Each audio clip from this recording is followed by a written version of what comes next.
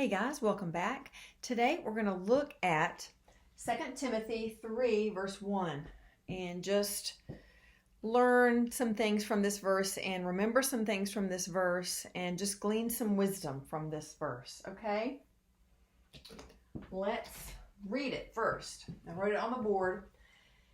It says, "But understand this, that in the last days will come set in perilous times of great stress and trouble, hard to deal with and hard to bear."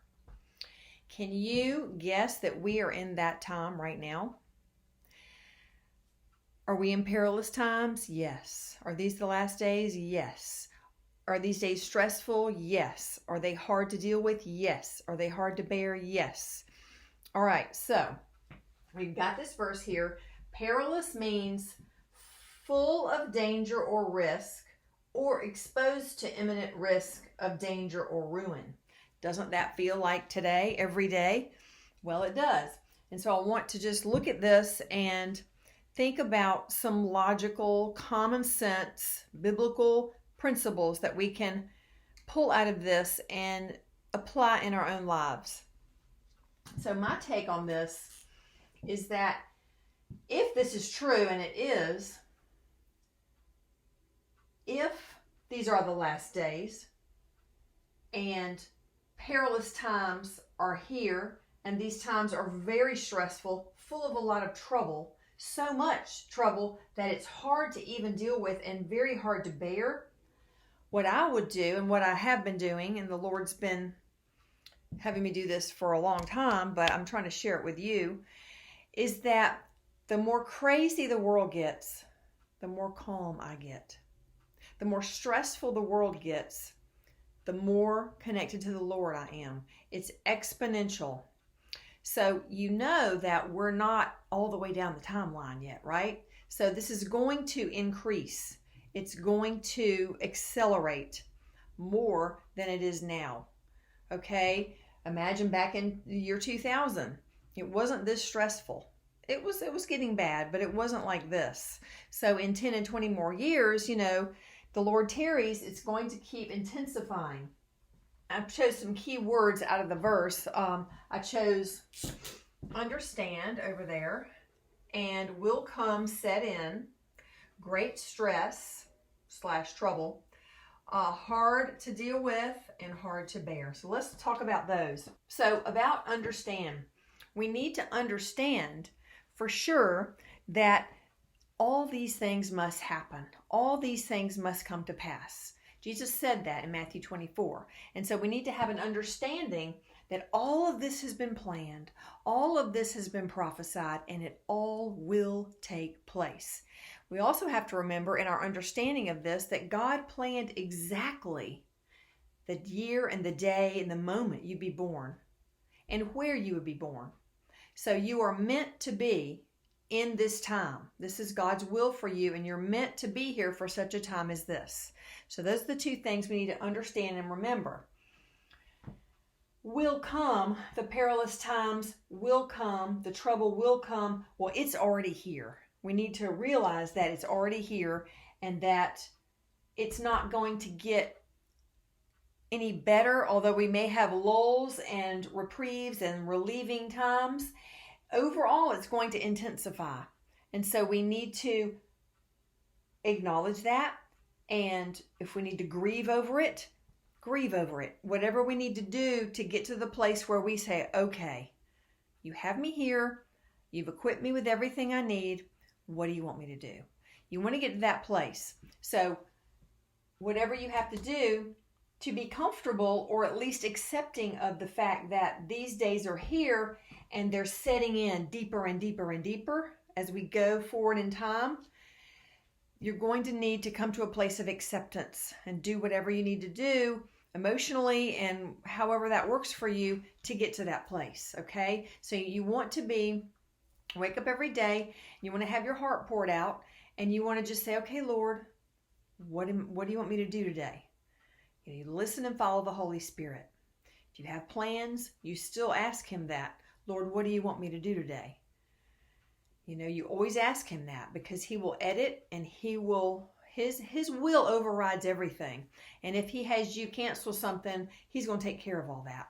So you always want to be following him and listening to his voice or his inner promptings. These are times of great stress. We know that. There's nothing we can do about it. It's going to just happen anyway, right? So what can we do in our own lives, in our personal lives, in our families, in our marriages, in our relationships, in our schedules, in our mentality to offset the great stress that is growing and growing in the world? Well, I encourage people to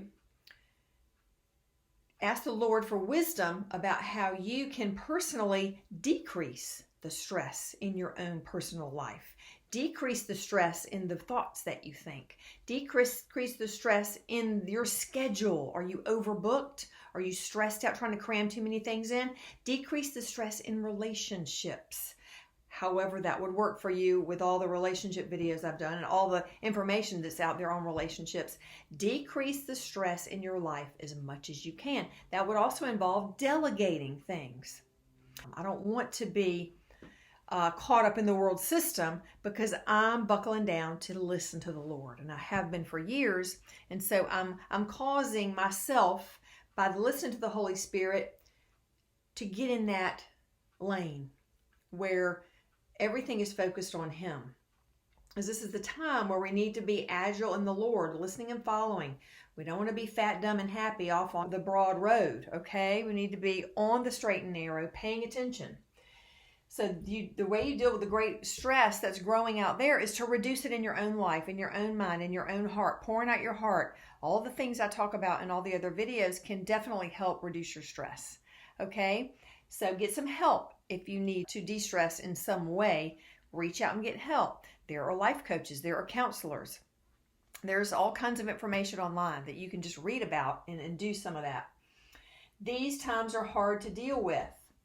Well, this kind of goes with the great stress. They're hard to deal with, and especially hard to deal with if your focus is on the stress, if your focus is on the crime, if your focus is on the fraud, if your focus is on, all of the things that are going on. There's so many things that you can't even keep up with it, and that's a good thing. Because our job in the Lord is not to keep up with the world system. It is to listen and follow him. There are people who need to know about the world system so they can do their job that the Lord has called them to do. But your eyes always have to be on Christ. Don't get distracted. Keep your eyes on the Lord, and he will cause you to be able to deal with your situation when your eyes are on him and you're only focused on what he's called you to do. See, you're only focused on what he's called you to do. Everything else is either delegated or eliminated. And then hard to bear. This is important because if we try individually to bear the weight of the stress out there, then everything we do to try to make things better, it's going to be useless. It's going to be a waste of time. So you want to make sure that you are not bearing the load of the world, that you don't have the world on your shoulders, and that you're not thinking in your mind like the media wants you to think, that you have to know everything that's going on all over the world all the time. That is a lie, and that is a deception. The human mind, the human brain was not wired and equipped and designed to do that. So that is going to cause you a tremendous amount of stress if you're trying to keep up with all the news all the time. Half the stuff on the news is not even really news. So a lot of the news that's really going on that's important, there's a blackout on that on most of the channels. So you want to give your burdens to the Lord. Did you create the world? No. Are you sustaining the world? No. Have you prophesied all these things that were going to happen? No. Are they yours to bear at all? No, they're not. They're not yours to bear. So don't bear them. It's not yours to bear. That's a boundary issue, really. A boundary issue. Lord, you created this world. You deal with all those things. You're God, I'm not. This is my little hula hoop, and you've given me these 3 things to do, and I'm just going to focus on you and do these things. See, that can help you to be able to maneuver through this time that you've been purposely born into successfully, where you can prosper, where you can do the will of God, where you can have the joy and the peace of Christ, where you can have the fulfillment of knowing when you're using your gifts that you sense the pleasure of God. That is His will for you. All right, so this is an encouragement for everyone who is out there and sensing the stress and kind of letting it get to you. You got to have boundaries, y'all. You got to have a hula hoop around you, and you are in Jesus Christ. You're in the Lord. See, that is your business. That territory, the things He's assigned you to do, and listening and following Him. Everything else is not your business. It's not your business. Okay, so this is just an encouragement.